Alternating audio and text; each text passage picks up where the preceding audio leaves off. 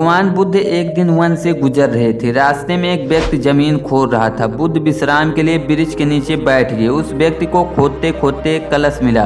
कलश में हीरे जवाहरात भरे हुए थे। उसने सोचा मेरा भाग जाग उठा। उसने कलश बुद्ध के चरणों में रखा तथा कहा, आपके आशीर्वाद से ही मुझे यह अनुकूल दौलत प्राप्त हुई है।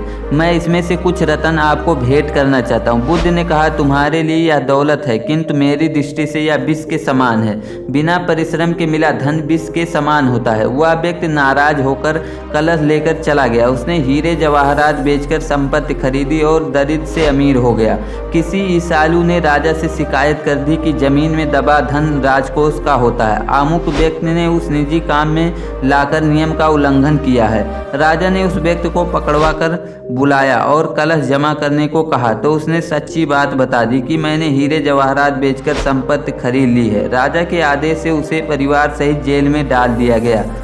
उसकी संपत्ति जब्त कर ली गई। एक दिन राजा जेल के निरीक्षण के लिए गए। उसे व्यक्ति से भी मिले। उसने कहा, राजन, मुझे जब वह कलश जमीन में मिला तो बुद्ध वहीं थे।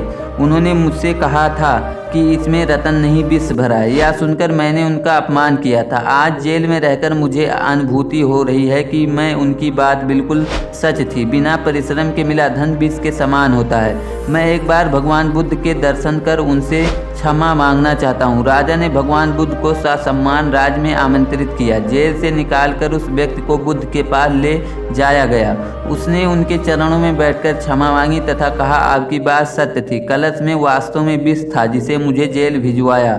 बुद्ध के आदेश पर राजा ने उसे जेल से रिहा कर दिया। उसने उसी दिन से परिश्रम कर प्राप्त धन से जीवन यापन करना शुरू कर दिया।